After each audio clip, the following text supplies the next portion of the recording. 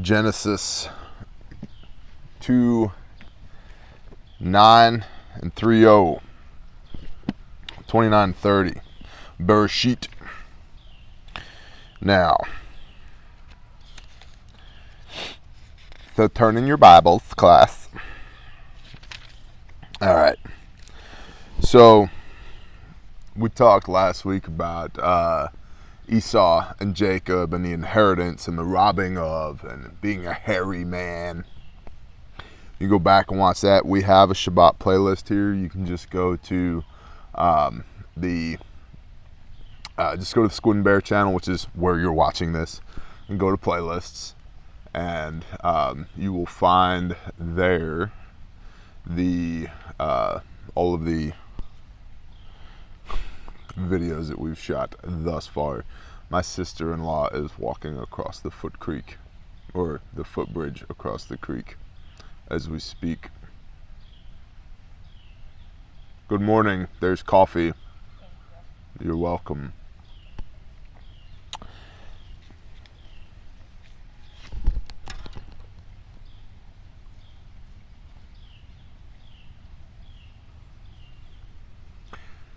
So anyway, you can go watch those videos to get caught up if you would like.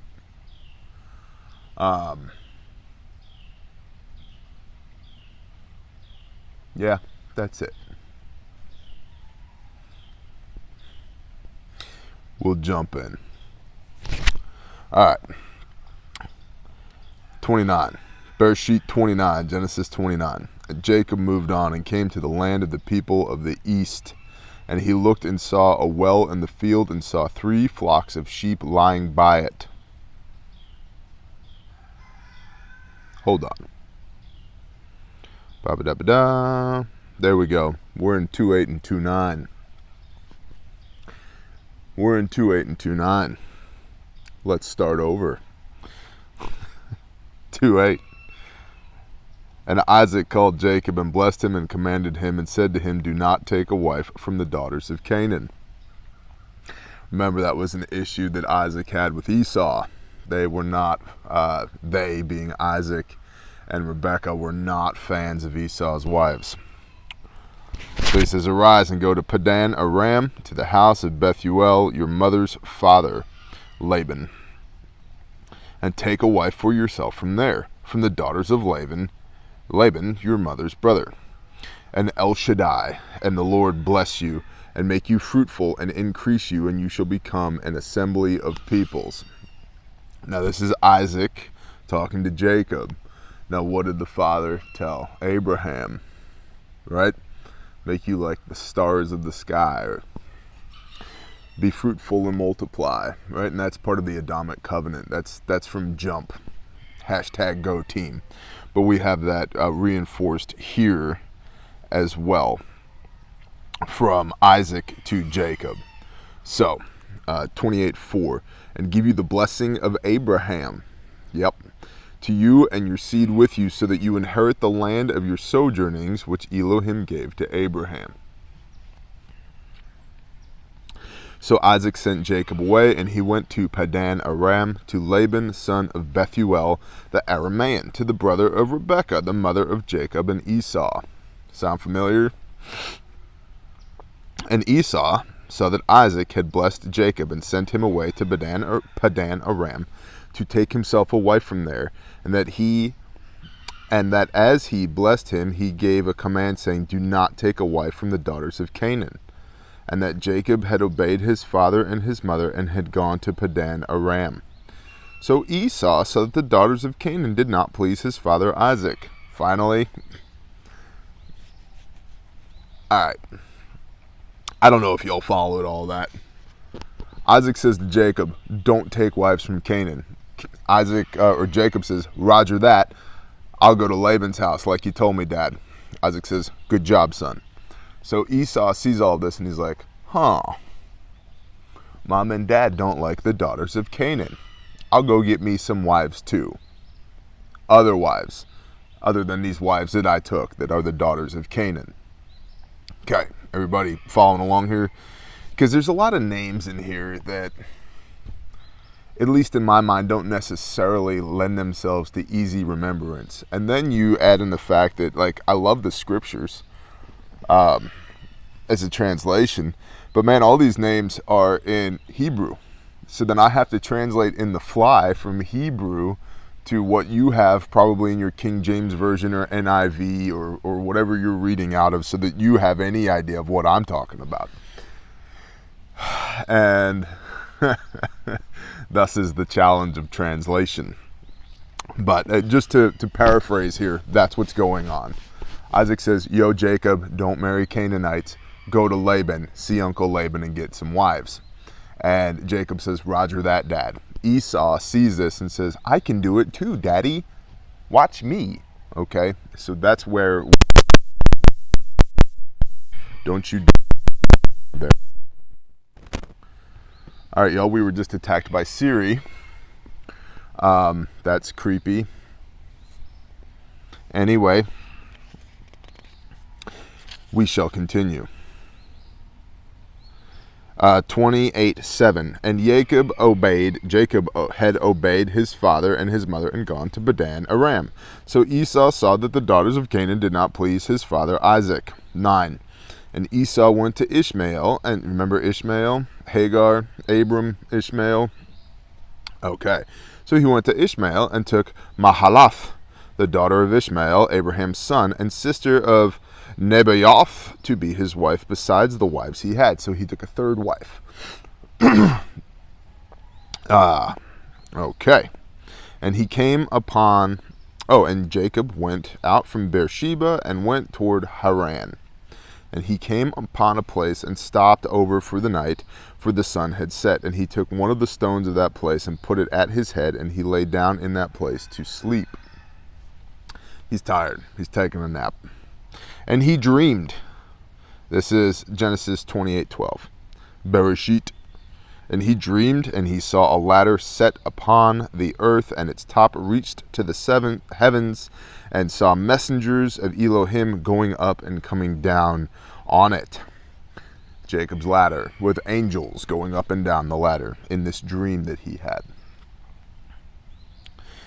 And see, Yahweh stood above it and said, I am Yahweh Elohim of Abraham your father and Elohim of Isaac. The land on which you are lying, I give it to you and your seed. And your seed shall be as the dust of the earth, and you shall break forth to the west and to the east, to the north and to the south, and all the clans of the earth shall be blessed in you and in your seed. Okay, does this sound familiar? And see, I am with you, and shall guard you wherever you go, and shall bring you back to this land. For I am not going to leave you until I have done what I have spoken to you. And Jacob awoke from his sleep, and said, Truly Yahweh is in this place, and I did not know it. And he was afraid, and said, How awesome is this place! This is none other than the house of Elohim, and this is the gate of heavens. And Jacob rose early in the morning and took the stone that he had put at his head and set it up as a standing column and poured oil on top of it. He anointed it. And he called the name of that place Bethel, or Bethel. However, the name of that city had been Luz, or Luz, previously. And Jacob made a vow, saying, See, Elohim is with me, and has kept me in this way that I am going, and has given me bread to eat and a garment to put on. When I have returned to my father's house in peace, and Yahweh has been my Elohim, the Lord has been my God, then this stone which I have set as a standing column shall be Elohim's house. And of all that you give me, I shall certainly give a tenth to you. Okay. That's the end of 28. There is a lot of commentary on Jacob's ladder.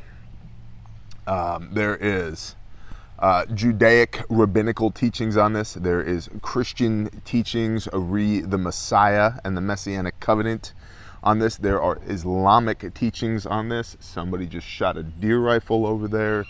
There are Gnostic teachings on this.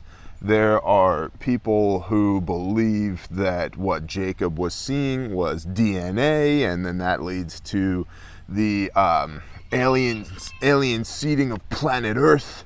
Man, there is a lot of talk about Jacob's ladder. And you may find yourself thinking to yourself, I wonder what T thinks about that. You want my opinion? Jacob had a dream, as it says in the Word, and he saw a ladder stretching from the earth to the heavens, full of angels coming and going, as it says in the Word. And Yahweh stood at the top of that ladder, and he said, to paraphrase, Jacob, I see you. I'm going to make sure that you understand that the covenant I had with your daddy is the same covenant I had with you. Now go forth from this place, be fruitful, multiply. Wherever you sojourn, this is your land, homeboy. I got you. I will not leave you. I will not depart from you. To which Jacob says, holy crap, that was amazing. Jazz hands. Right? He's like, wow, that was awesome.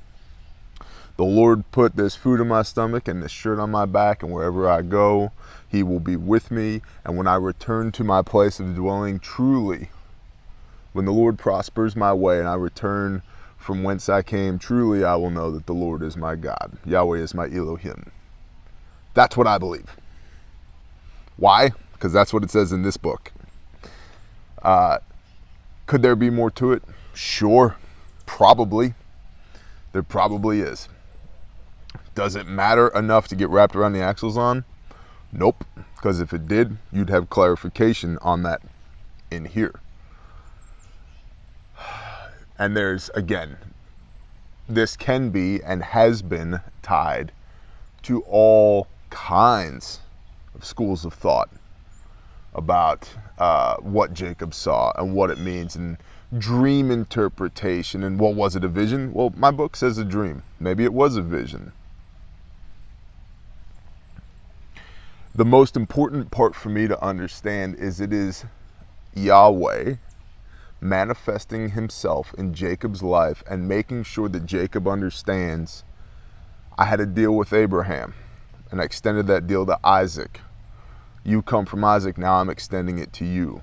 My word stands. Malachi, right?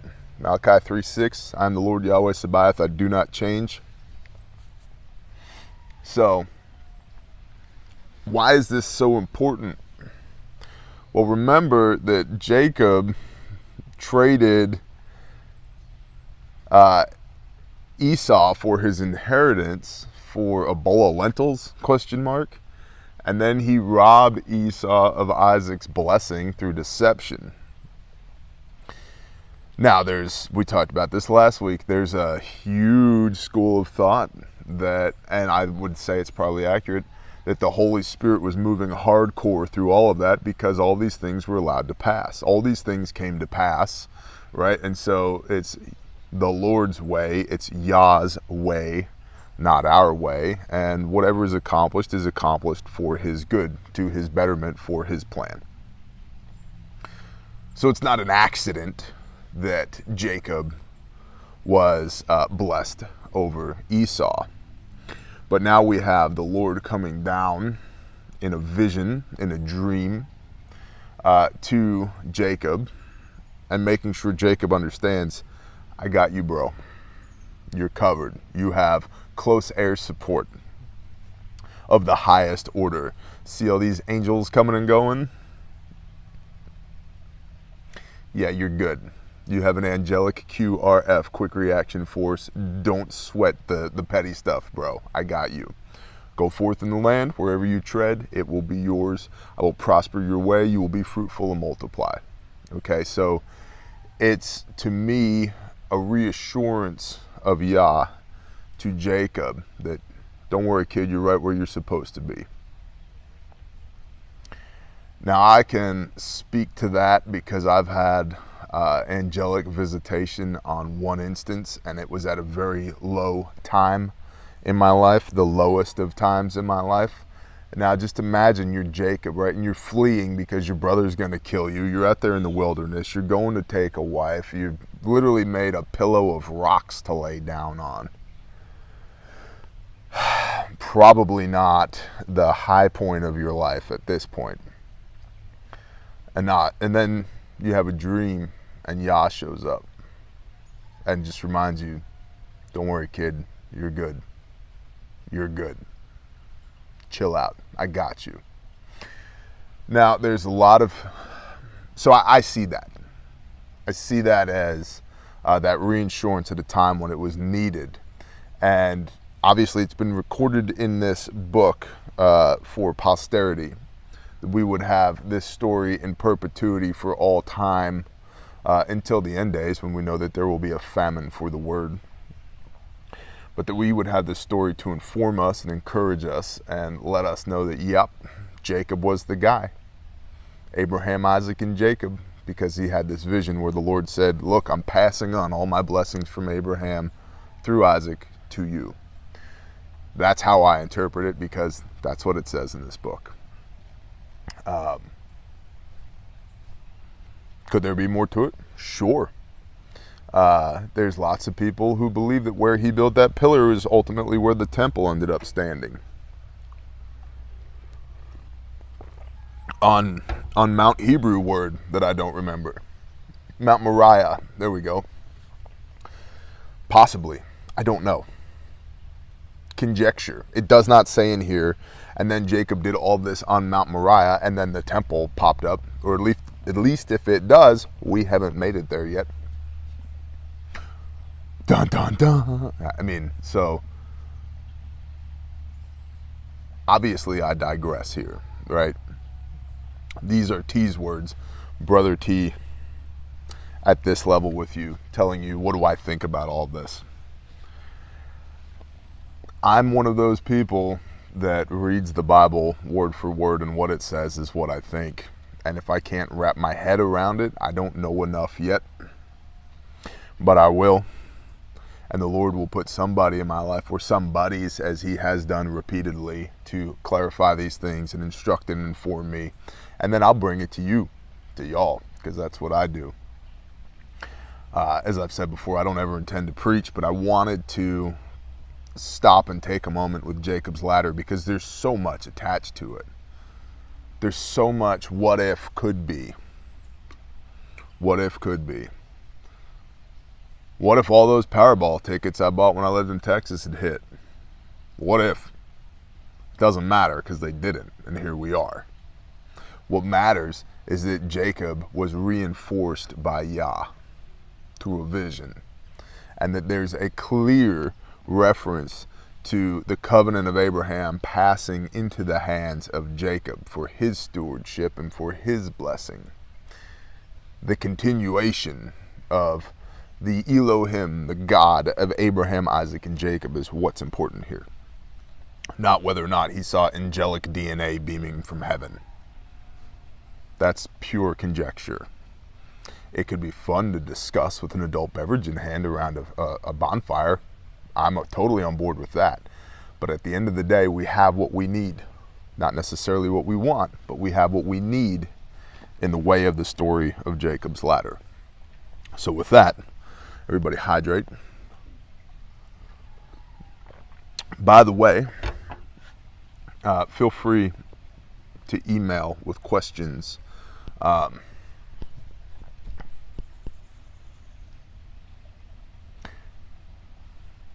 I'll just say this. If you're a keyboard warrior, save it for the YouTube comments. But if you have questions that I can help with, always understanding that I'm not the be-all, end-all, and I never claim to be. I literally just read this word and then give you my thoughts on it. That's it. That's it. And hopefully you're reading this for yourself as we go along, and you're drawing your own conclusions, making your own inferences, developing your own thoughts through your own context as we do this. But if you look to educate, encourage, or edify, you can email me, and I'm happy to have conversations with you about this word that we have. If you're looking to tear down and destroy, do it in the comments. Please don't waste my time with email. My time is precious. And I only like to use it to build up and encourage my brothers and sisters. I don't really want to have to debate you in email, so please don't. Anyway, 29. And Jacob moved on and came to the land of the people of the east. And he looked, and he saw a well in the field, and saw 3 flocks of sheep lying by it. For out of that well they watered the flocks, and a large stone was on the well's mouth. And all the flocks, why was there a stone on the mouth? To keep people from filling in the well, maybe. Remember, Abraham had that problem.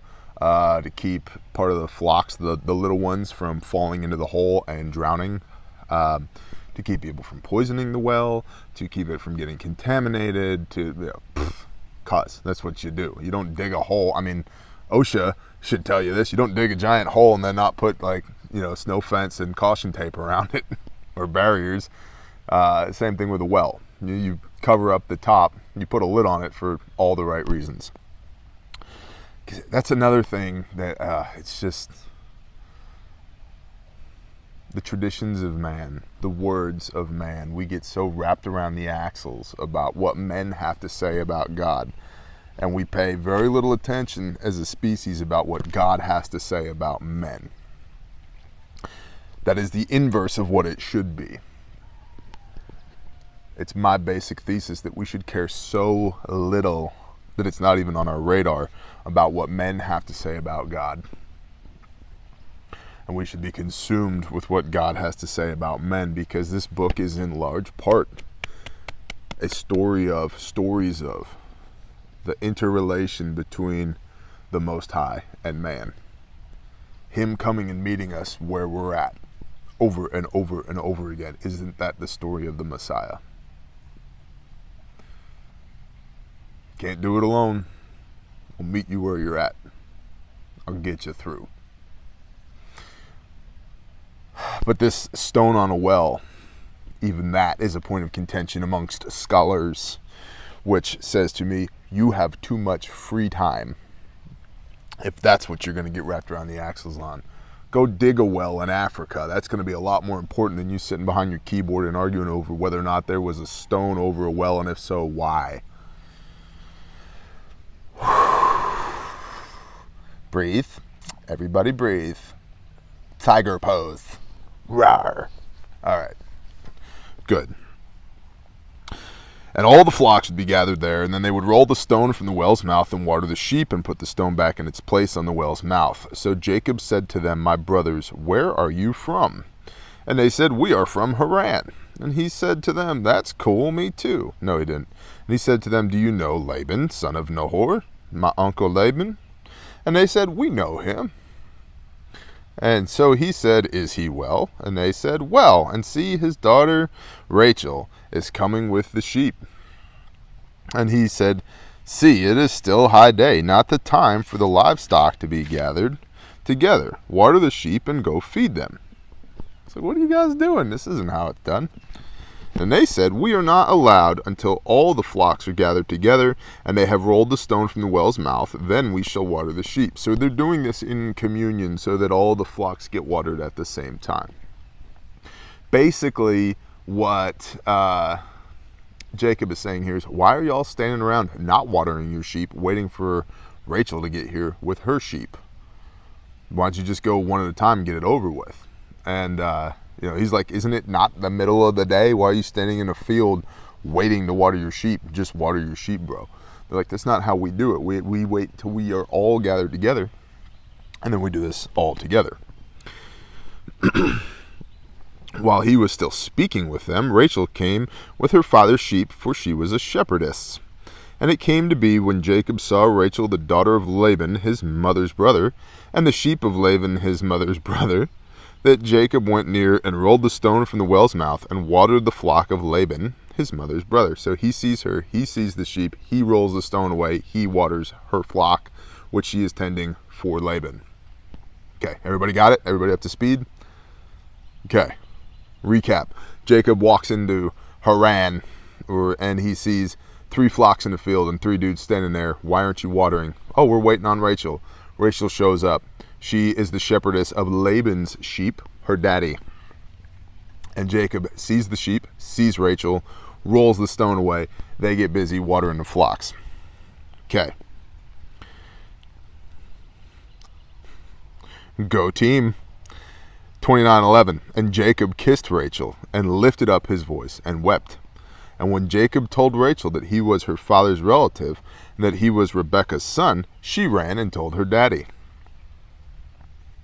In a good way. And it came to be, when Laban heard the report about Jacob his sister's son, that he ran to meet him and embraced him and kissed him and brought him to his house. And he told Laban all of these matters.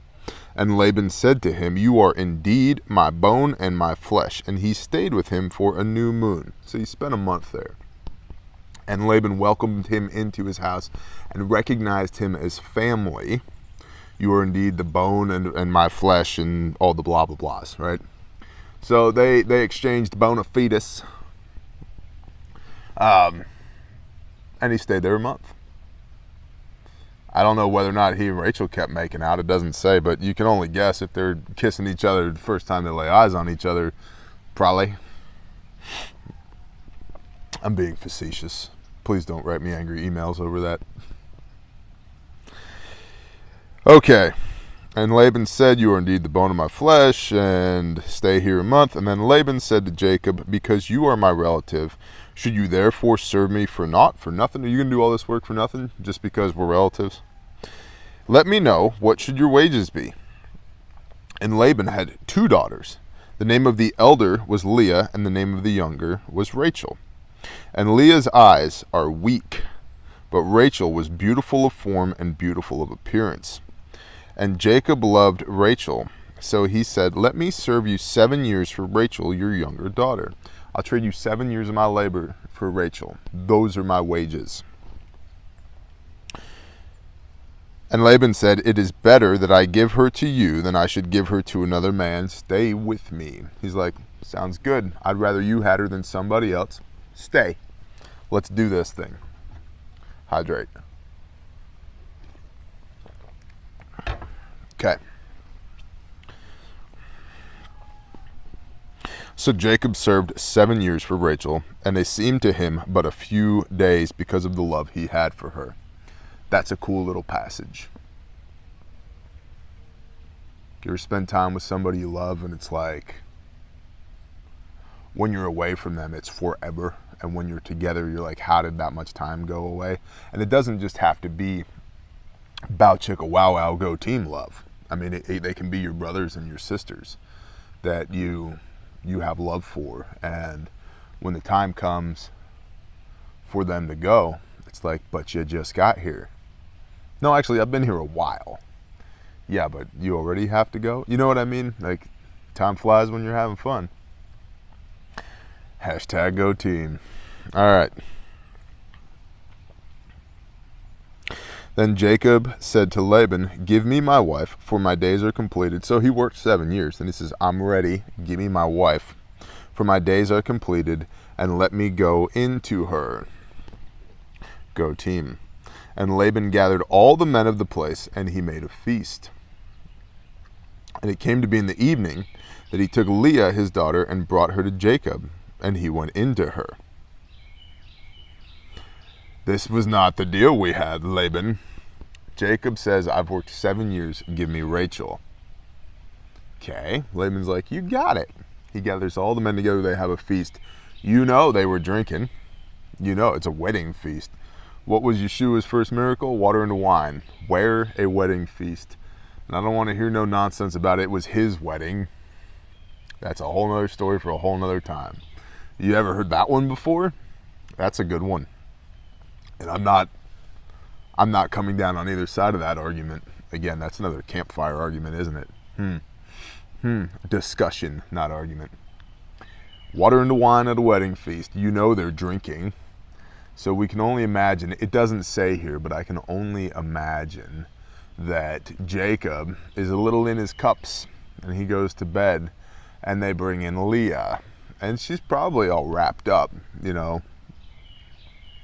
She wasn't wearing some little something from Fredericks of Hollywood, you know. She's probably all wrapped up and comes walking in there and they do their thing. Oh no, it's Leah. This was not the deal that we had. And Laban gave his female servant Zilpah, I don't know, probably, to his daughter Leah as a female servant. And in the morning it came to be, see, it was Leah. So he said to Laban, "What is this you have done to me? Was it not for Rachel that I served you? Why then have you deceived me?" This is not the deal we had, bro. That's Leah, not Rachel. You ought to know they're your daughters. And Laban said, "It is not done in this way in our place, to give the younger before the firstborn. Complete the week of this one, then we give you this one too for the service which you shall serve with me still another 7 years." So Laban says, "Oh, you want Rachel, huh? That's cool. You spend a week with Leah doing your marital duty. And then you can have Rachel for another 7 years labor." Low down dirty. Uncle Laban would have got 2 to the chest and 1 to the forehead as far as I was concerned. But, you know, he probably, remember, Laban was blessed by Abraham. 10 camels worth of Abraham's finest riches for walking away with Rebekah, right? So he's probably got some guys. Those guys probably know how to swing an axe or a broadsword or a scythe or stick a dagger in between a couple ribs. So who knows? There's zero mention of any of that here, but if you think, you know, in historical context here, it probably wasn't in Jacob's best bet to just be like, "You know what, man, screw you." That could have been dangerous. So, and Jacob did so, and completed her week.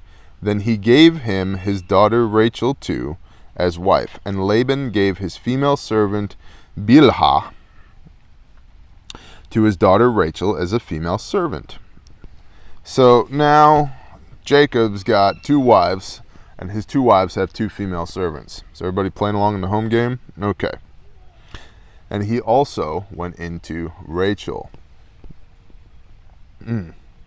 Stand by. Alright, had to help ladies across the creek with suitcases. And now we hydrate. No, I don't like that up there. We'll put this back here. We go back to 30:30. No, 29:30. So, you know what? We'll go back to 29:29. And Laban gave his female servant Bilhah to his daughter Rachel as a female servant. And he also went into Rachel, and also loved Rachel more than Leah. And he served with Laban still another 7 years. So, now Jacob has 2 wives, as I said. His 2 wives have 2 maidservants, and Jacob has done his marital duty, go teamed, with Leah and Rachel. He wanted Rachel. He got Leah in the bargain because Uncle Laban is a shyster. Okay. And Yahweh saw that Leah was unloved, and he opened her womb. But Rachel was barren. And Leah conceived and bore a son, and she called his name Reuben, for she said, "Yahweh has looked upon my affliction, because now my husband is going to love me." He's got kids. He's got a kid by her now. Like, he's going to show up at her house and hang out now. Yeah, they didn't necessarily live together either. That's another thing to consider. He will pass by her tent more often now because they have a child together. Things to think about. And she conceived again and bore a son, and said, "Because Yahweh has heard that I am unloved, he gave me this son too." And she called his name Simeon, or Shim apostrophe on, if you read the Hebrews. And she conceived again and bore a son, and now this time my husband is joined to me, because I have borne him 3 sons, so his name is called Levi. Are these names starting to sound familiar? They will.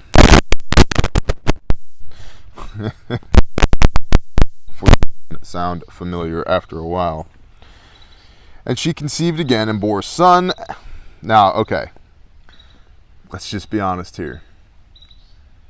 For a wife that Jacob wasn't particularly fond of, they sure seem to be spending quite a bit of time together. Just saying. She's not conceiving on her own. I'll just put it that way. It takes 2 to #GoTeam. 35, and she conceived again and bore a son, and said, now I praise Yahweh. So she called his name Yehuda, Judah, and she ceased bearing. That's the last line in 29. It's important to understand, though, that she ceased bearing doesn't mean, like, she's not menopausal, okay, as we will see.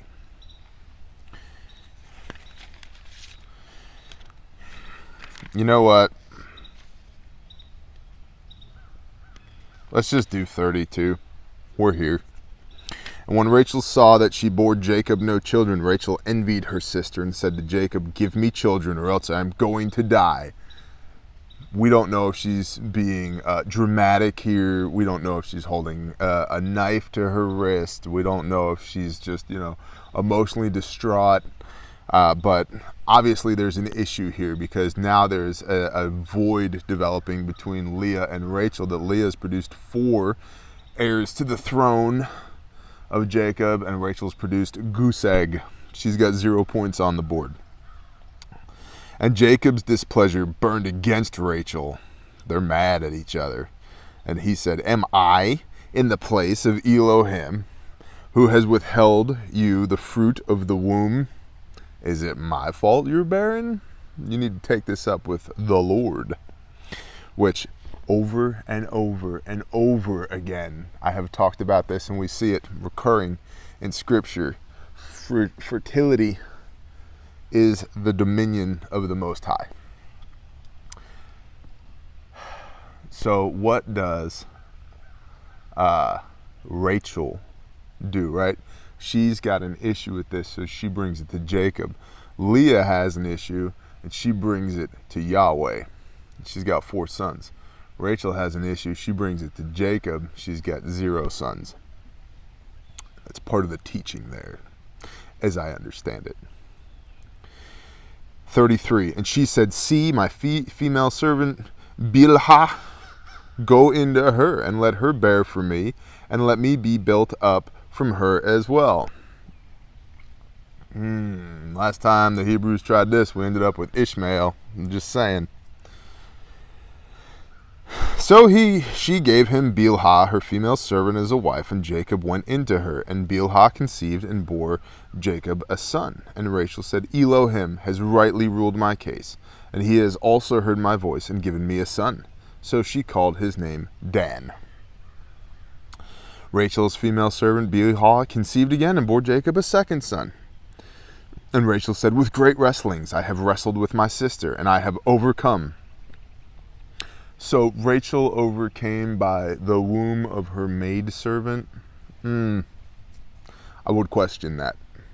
This sounds more like the machinations of men and women than the hand of the Father to me. But hey, it's in the book, so we'll just read it. So she called his name Naphtali. And Leah saw that she had ceased bearing, and she gave Zilpah, her female servant, to Jacob as a wife. So Leah's like, whoa, I missed a year of childbirth, and now Rachel's over there with, she gave him Bilhah, I'll give him Zilpah. Jacob, I understand where you're coming from, bro. And look, the Lord did tell you, go forth and make nations, and I guess that's what he's doing. But for me, I'm kind of like, dude, 4 women? 4? This many? Whatever, dude. Okay. And Leah's servant Zilpah bore Jacob a son, and Leah said, fortune comes. Yes, go team. And so she named him Gad. And Leah's female servant Zilpah bore him a second son, and Leah said, I am happy, for the daughters shall call me happy. She's like, now, yeah, the ladies are going to know. That's right. Team Leah, 4. We had 4 on the board. And Zilpah scored another point for us. Now we got another point. We're up to 6. Way to go, Zilpah. Put me in, coach. I'm ready to play. And so she called his name Asher. And Reuben went in the days of wheat harvest. Reuben, remember him? One of the first ones out of Leah. I think the first one. Yeah. So that'd be Jacob's oldest that we know of. And Reuben went in the days of the wheat harvest and found love apples in the field. There's another translation for that in the King James, whose name escapes me right now. I don't remember. You have it in your book, I'm sure. Found love apples in the field. And he brought them mandrakes and brought them to his mother Leah. And Rachel said to Leah, please give me some of your son's love apples. But she said to her, is it a small matter that you have taken away my husband? Would you take away my son's love apples too? Oh, women. Come on, ladies. I get that, like, there was no Hallmark Channel back then, but there's got to be something better you can do with your time than this emotional infighting. And Rachel said, therefore let him, Jacob, lie with you tonight for your son's love apples. So Rachel traded Leah a night with Jacob for some love apples, mandrakes. And when Jacob came out of the field in the evening, Leah went out to meet him and said, do come in to me, for indeed I have hired you with my son's love apples. I bought me some team time with Reuben's love apples. Get in the tent. Let's bow chicka wow wow. Right? This stuff, I swear, this is an episode of Jerry. And he lay with her that night.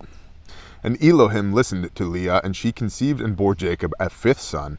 And Leah said, Elohim has given me my hire, because I have given my female servant to my husband. So she called his name Issachar, or Yissachar, if you read the Hebrew. And Leah conceived again and bore Jacob a sixth son. And Leah said, Elohim has presented me with a good present. Now my husband is going to dwell with me, because I have borne him 6 sons. And so she called his name Zebulun. We're up to 8 now, just so everybody's playing along in the home game. Afterwards, she bore a daughter and called her Dinah. And Elohim remembered Rachel, and Elohim listened to her and opened her womb, and she conceived and bore a son. And she said, Elohim has taken away my reproach. And she called his name Joseph, and said, Yahweh has added to me another son. And it came to be when Rachel had borne Joseph that Jacob said to Laban, bro, listen, my father-in-law, listen. Got all these women, got all these kids, and look, I get this. Don't tell my wife, but I have been the only man on property this entire week with 11 women and children. 11.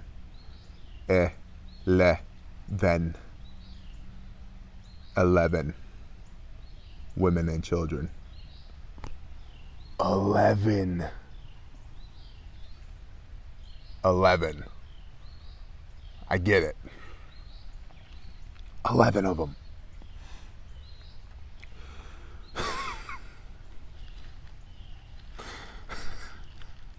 And it came to be that Rachel had borne Joseph. Jacob said to Laban, send me on my way to go to my own place and my land.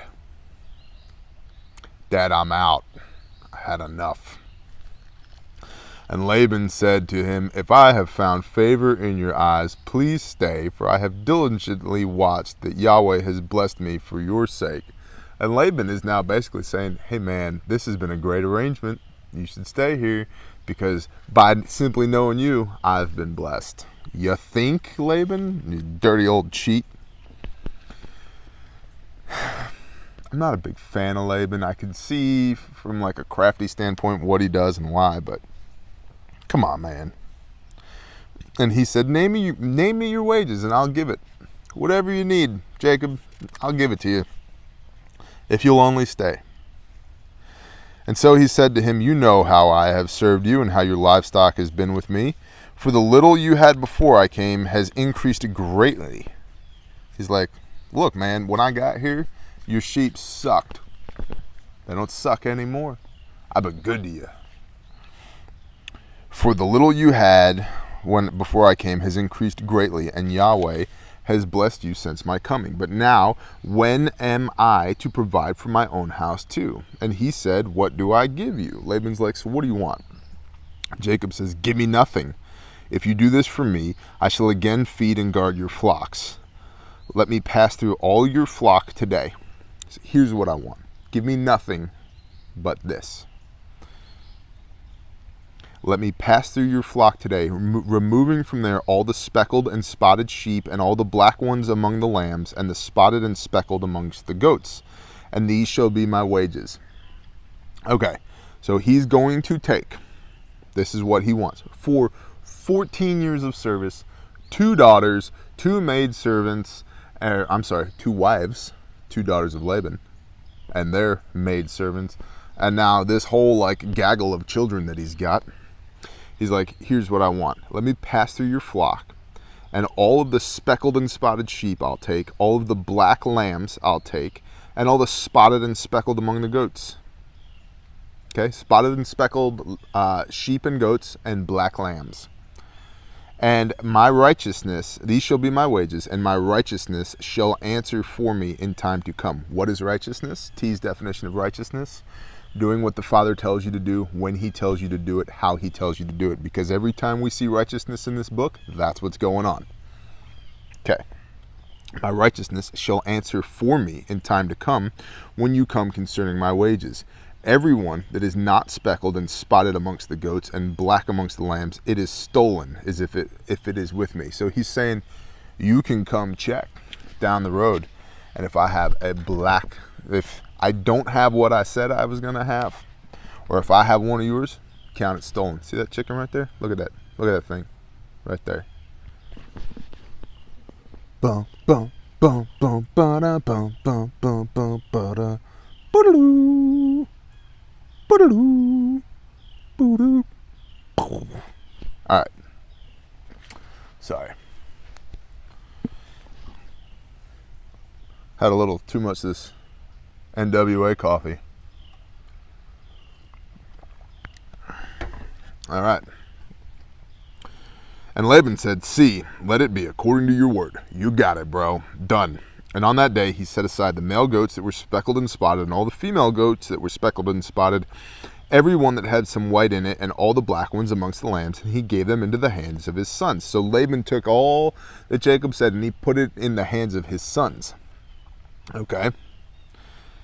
And he put 3 days' journey between himself and Jacob fed the rest of Laban's flocks. So the sons take all of the livestock that Jacob specified 3 days away. They remove it 3 days away. This is Jacob's flock. Jacob stays and tends to Laban's flock. Okay. And Jacob took for himself rods of green poplar and of the almond and chestnut trees, peeled white strips in them, and exposed the white which was in the rods. And he set the rods which he had peeled before the flocks in the gutters, in the watering troughs where the flocks came to drink, and they conceived when they came to drink. So he took these sticks and he peeled them.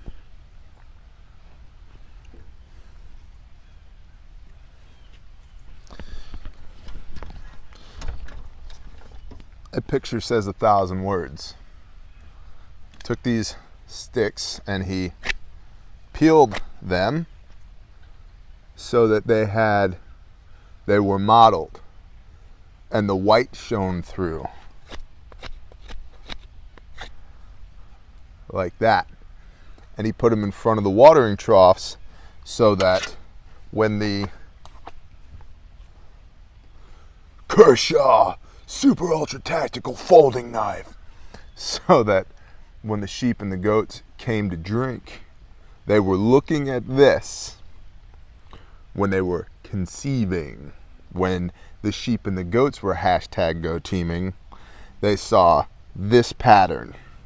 Okay, and he set these things up all around the troughs so that the sheeps had mottled colors on the eyes.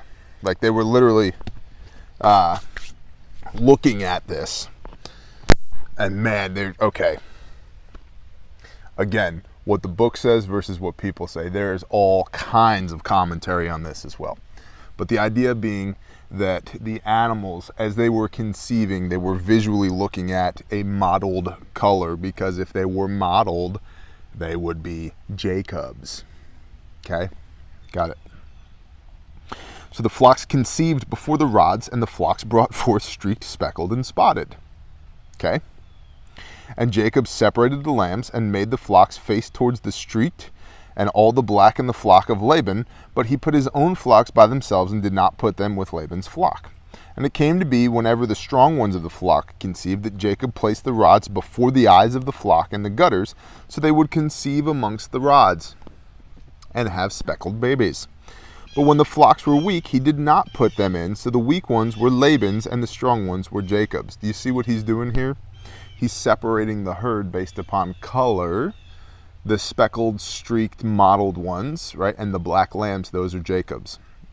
So when the strong ones are coming to hashtag go team, he puts the sticks out so that they will have mottled babies. And when the weak ones come, he doesn't, so that Laban ends up with the weak flock and Jacob ends up with the strong flock. Thus the man increased very much and had many flocks and female and male servants and camels and donkeys. The end of 30. What in the world does that have to do with anything? Well, if you're paying attention, you can see the dawning of the 12 tribes of Israel. Who's Israel? We'll get to that. But we could say in our modern situation, anyone who believes on Yeshua, believes in Jesus as the Christ Yeshua HaMashiach, that Yeshua is the Messiah, is Israel. And if you are Israel, you should do your best to keep the covenants of Israel, the arrangements set between the Father and you. Because all these blessings that Jacob inherits from Isaac, and Isaac inherits from Abraham, and Abraham and the Father sat down and talked about, if you want to inherit all of these blessings, if you want to be counted amongst the 12 tribes, you got to do the things. Says T. Yeshua himself says it. We did a portion in the Torah, the Torah How To, Part 3, Convictions, talking about, and Part 2 in Covenants, talking about Hebrews 8:8 and the renewed covenant. It's not new. It's a mistranslation of Jeremiah 31:31 through 33. And that has to do with the Septuagint, which was the Greek that the writer of Hebrews, most likely, almost entirely not Paul. Getting down a rabbit hole here. But that translation, renewed covenant, and that the terms of the renewed covenant is that Yeshua would be the mediator between us, and that's in Hebrews 8:6, right there, 2 verses before 8:8, that Yeshua would be the mediator of this new covenant, and that in 8:8 we would have a renewed covenant, and that in 8:10 that the terms of the renewed covenant would be that the laws would be written on our heart. So we once again see that righteousness is doing what the Father tells you to do when he tells you to do it, and that that bears fruit, literally. Hey babe, my oldest daughter, you want to say hi to the people? Mm-hmm. It's a Shabbat vid. Hi people. Hi people. Talking to my chest. Hello. Oh, you probably just broke their ears. Go to the house. I'll be right there. I'm getting Mama. You getting Mama? Yeah. Cool. Are you gonna come eat for breakfast? I'm literally in the middle of something, so I'll be right there. Okay. Do you not? I will be right there. Okay. Okay. Thank you. Shut up, chicken. So clearly, my time is coming to a close this morning. But Jacob is established as the heir through Isaac. Okay, that's established with Jacob's ladder. And we see the fruits of Jacob doing what he was told to do. Like, he does what Yah tells him to do. And out of that are built nations. Literally, the 12 tribes of Israel come from Jacob's loins.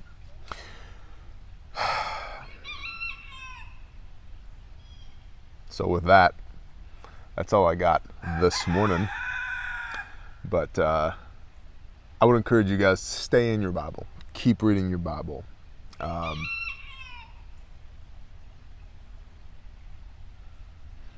Let the Spirit speak to you. Let the words jump off the page. And just understand that this book was written thousands of years ago for you today. There's something in there for you every time you open it. And we can learn if we're just present state in the book. So with that, y'all, shalom and blessings. Happy Shabbat. And we'll see y'all next week. Peace.